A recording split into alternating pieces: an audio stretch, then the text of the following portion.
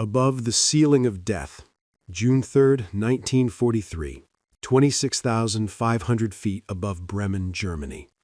The air was thin enough to burn the lungs. Frost crawled along the inside of the cockpit glass, tracing white veins across the perspex. Below, the city was a slate-gray blur. Canals, factories, rail yards, already ringed by black puffs of flak that blossomed and vanished like poisonous flowers. Captain Edward Collins, pilot of a B-17F Flying Fortress, kept his gloved hands steady on the yoke. The altimeter needle trembled near a number that made most bomber crews uneasy. Too high for comfort, too high for engines to forgive mistakes. "Flak's thinning," the navigator called out, voice tight. "Caper climbing," Collins replied. The Fortress shuddered as it clawed higher, supercharges whining like wounded animals. At this altitude, German anti-aircraft guns usually reached their limit, shells bursting below, angry and impotent. Collins knew the rulebook said this height was flirting with stall margins and frozen fuel lines. He also knew something else.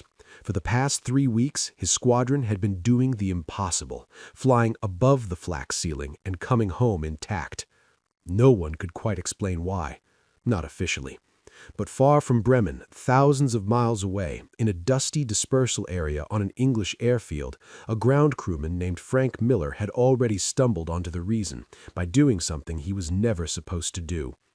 RAF Polebrook, Northamptonshire, April 1943. The wind carried the smell of wet grass, oil, and exhaust. B-17s sat in neat rows, their aluminum skins dulled by rain and grime. Miller knelt beneath the open cowling of a Wright 1820 Cyclone engine, wiping his hands on a rag already soaked black. He was a senior mechanic, 32, sharp-eyed and stubborn in a quiet way. "Engine's running lean again at altitude," the pilot complained after the last mission. "She coughs past 25,000. Miller had heard it a dozen times. Everyone had.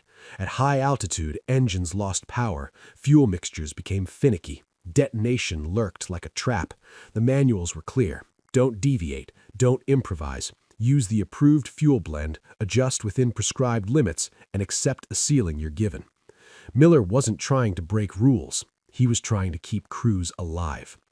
He stared at the fuel chart taped inside the cowling, then at the half-empty drums stacked nearby. Standard 100-octane aviation gasoline, some of it delivered late, some of it older stock, some of it labeled with additives he barely recognized. There had been shortages, substitutions, quiet changes nobody talked about. "Frank, you're overthinking it," another mechanic muttered, passing by. "Maybe," Miller said, "or maybe the book's behind the war." He drained a test line, sniffed the fuel, rubbed a drop between his fingers. He remembered something from before the war, working civilian engines, tweaking mixtures for altitude in the Rockies. Not by the book, by feel. He made a decision that could have ended his career. Miller altered the mix, slightly, a fraction richer at low throttle, balanced with an additive already approved but rarely emphasized. Nothing dramatic. Nothing that would jump out on inspection, just enough to change how the engine behaved as the air thinned. When the engine fired, it sounded different, smoother, less ragged at the top end. The test flight came back an hour later. The pilot climbed down the ladder, pulled off his helmet, and stared at Miller. "She didn't choke. Held power at 26. That's never happened." Miller's stomach dropped. "Any knocking?" "No. Temps were steady." Word spread the way it always did in wartime, quietly, sideways, through glances and half-sentences. Another Fortress was adjusted, then another, not officially approved, not logged as anything unusual, just routine maintenance. Within days, crews noticed something strange. They were climbing higher, not faster, just higher, with engines that didn't protest the way they used to. And higher meant safer. Bremen, June 3, 1943. Back in the frozen sky, Collins felt the Fortress settle into a strange, confident rhythm. The flak bursts were now well below them, harmless thunder in the distance. German fighters struggled to climb, their contrails thinning as they tried and failed to reach the bomber's altitude. "Bomb bay doors open," came the call. Collins glanced at the altimeter again. This height would have been unthinkable a month ago. He didn't know Miller's name. He didn't know about the altered mix and the quiet defiance on a muddy English airfield. Only he knew that tonight the fortress felt like it belonged above the battlefield. Bombs fell. Flak missed. The city burned. And somewhere between the ground and the stratosphere, a wrong fuel mix was rewriting the rules of survival, one engine at a time. Discovery nobody wanted to believe. June 4th, 1943, RAF Polbrook, 0612 a.m. The bombers returned at dawn, silhouettes limping out of the gray sky like wounded birds. Ground crews ran toward them as engines coughed, props slowed, and landing gear groaned under the strain of long missions flown at the edge of physics. Frank Miller stood with his hands in his jacket pockets, watching Collins's B-17 roll to a stop. Frost still clung to the leading edges of the wings, despite the summer air. That alone told him everything. Too high, too cold, too dangerous, at least on paper. The crew climbed down one by one. No stretchers, no blood, no panic. That was rare enough to feel suspicious. Collins jumped last. He pulled off his oxygen mask and walked straight toward Miller. "You did something," he said flatly. Miller blinked. "Sir? You don't climb above flak like that by accident." Collins leaned closer, lowering his voice. "What did you change?" Miller hesitated. Around them, engines ticked as they cooled. Other crews were unloading wounded aircraft. An intelligence officer walked past without noticing them. "I adjusted the mix," Miller said quietly, "just enough to keep combustion stable when the air thins out. It breathes better up there." Collins stared at him for a long moment. "That's not in the manual." "No, sir." Silence stretched between them. In wartime, deviation could mean court-martial, but so could ignoring something that saved lives. Collins finally nodded once. "Then don't write it down." By the end of that week, 3 squadrons at Polbrook were flying slightly higher than anyone expected. Not enough to draw attention from command, but enough to notice. Bombers returned with fewer flak holes. Crews reported that the black bursts seemed to stop short, exploding hundreds of feet below their formation. German gunners hadn't missed, they simply couldn't reach. Miller didn't advertise what he'd done. He didn't have to. Other mechanics noticed the pattern. Quiet questions followed, a nod here, a whispered "try this" there. The fuel drums began to be marked with chalk symbols only the ground crews understood.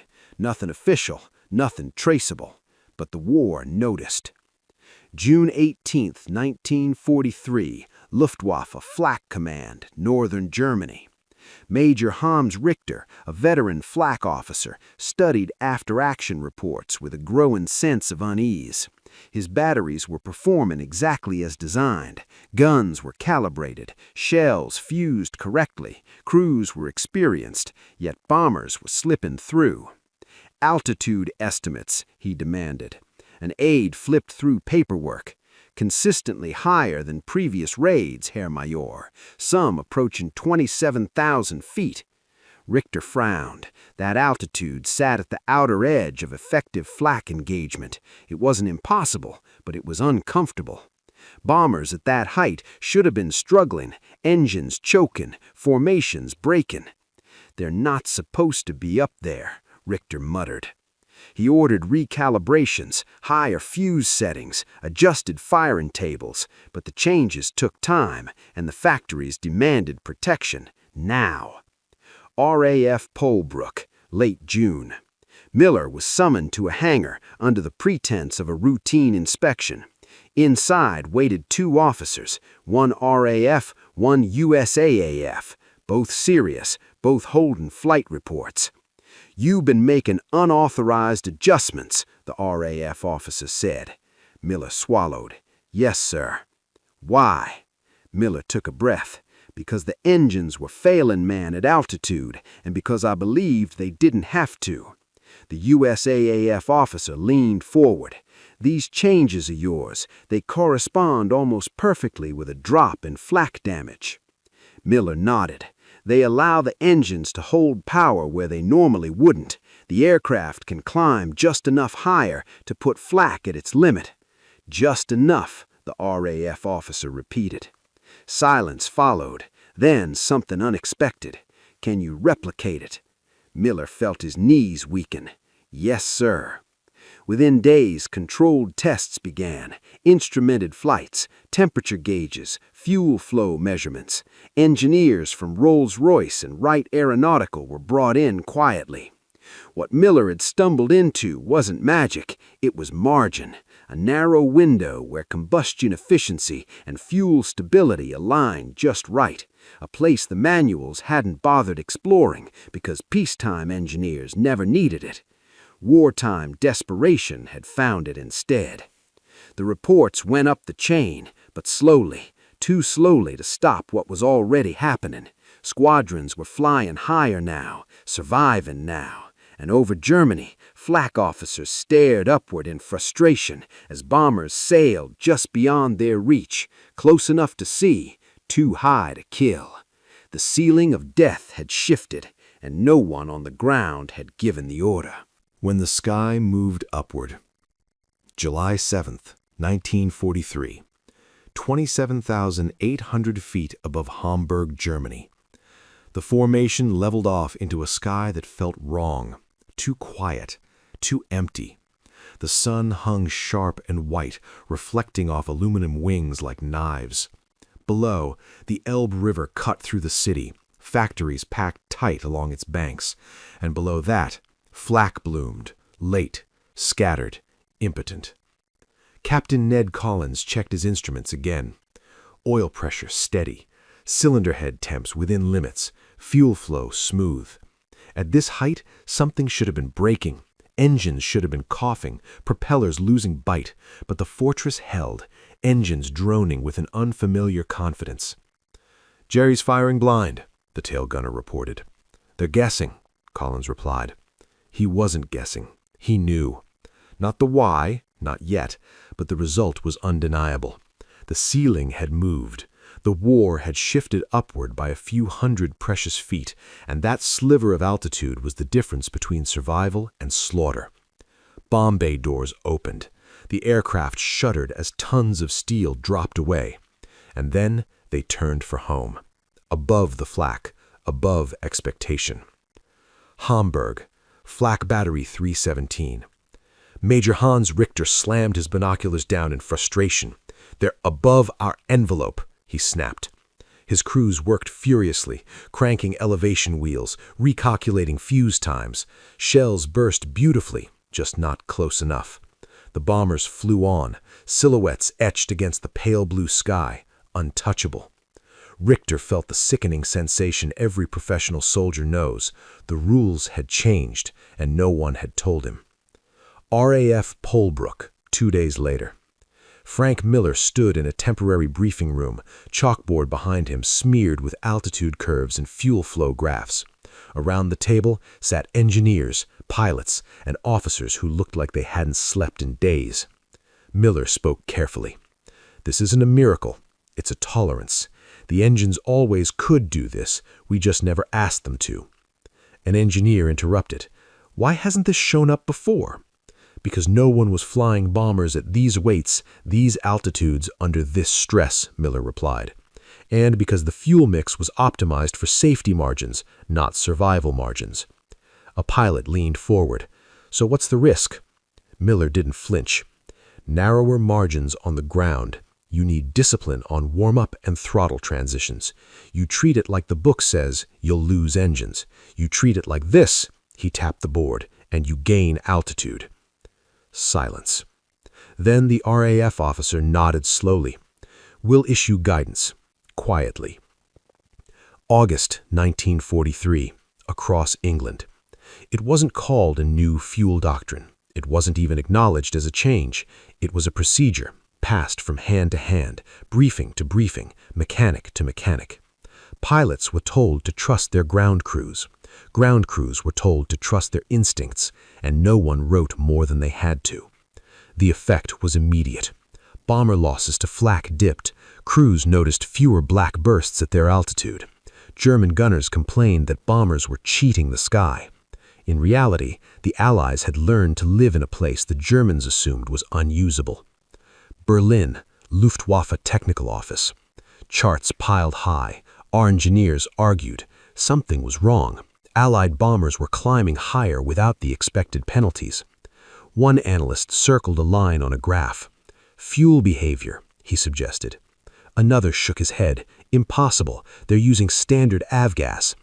Then why aren't they stalling? No one had an answer yet. Back over Germany, late summer 1943. Mission after mission, the pattern held. Bombers flew higher. Fighters struggled to reach them. Flak lagged behind. And with every successful return, Miller's quiet experiment hardened into doctrine. Not by decree, but by survival. He never flew a mission, never dropped a bomb. But from a muddy airfield in England, a mechanic had nudged the sky upward. And for a few crucial months, that was enough to change the balance. The edge of the envelope. September 1943, 28,200 feet above Schweinfurt, Germany. The bomber stream cut across the sky like a slow, relentless tide.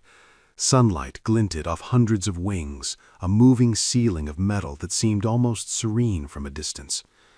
Up here, the air was brutally cold. Oxygen masks hissed with every breath. Frost crept along gun mounts, and even the sound of the engines felt distant, muted by altitude. Captain Ned Collins glanced once more at his instruments. They were deep into territory the manuals warned against. "Engines still solid," the flight engineer reported, voice steady but tense. Collins nodded. "Hold her right here." Below them, German flak batteries opened up in frustration. Shells climbed, burst, and died, black flowers blooming well beneath the formation.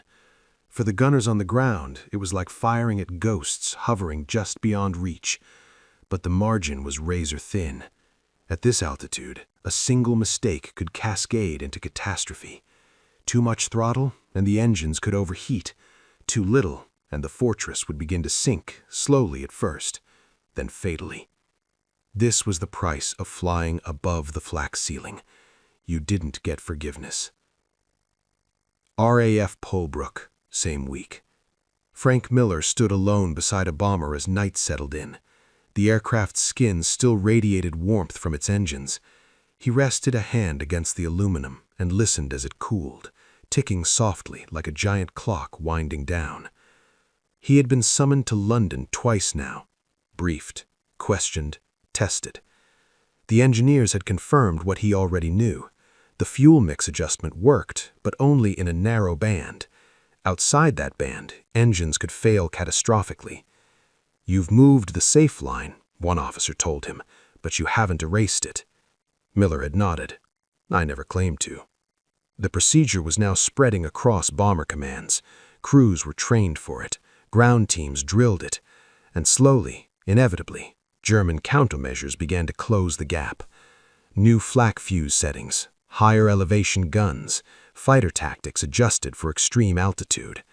The advantage would not last forever. Miller understood that better than anyone. But war wasn't about forever. It was about now. Germany, October 1943. Major Hans Richter watched as new flak batteries were installed, their barrels angled steeper than before. The Reich had adapted, as it always did. The sky was being reclaimed, inch by inch, but the damage was already done. Factories had been hit. Crews survived who otherwise wouldn't have. Missions that would have ended in slaughter now ended in damaged aircraft limping home, but alive. Richter wrote bitterly in his report, "Enemy bombers are exploiting a region we believed unusable. Assumptions about altitude limits were incorrect." He never learned the truth, that it wasn't a grand design, not a top-down breakthrough, just a mechanic who refused to accept the ceiling he was given. England, winter 1943. The skies grew harsher. Missions grew longer. Losses rose again as the enemy adapted. But the months of relative safety had mattered. They had bought time. Time to build fighters with longer range, time to refine escort tactics, time to weaken German industry when it was most vulnerable. Miller watched bombers lift off into gray winter clouds, knowing his quiet contribution was already being absorbed into the machinery of war, no longer his, no longer new. He would never see his name in a communique, never receive a medal pinned by a general, but pilots who came back alive sometimes stopped by his dispersal bay. Sometimes they just nodded. Sometimes they said, "She flew beautifully up there." That was enough. Years later, historians would credit many things for the shifting balance of the air war: long-range escorts, radar, production, tactics. Few would mention a ground crewman who tweaked a fuel mix against the book. But for a crucial stretch of 1943, Allied bombers flew higher than death expected them to. And in that thin, freezing air, above the reach of flak, lives were saved by a mistake that turned out to be just right.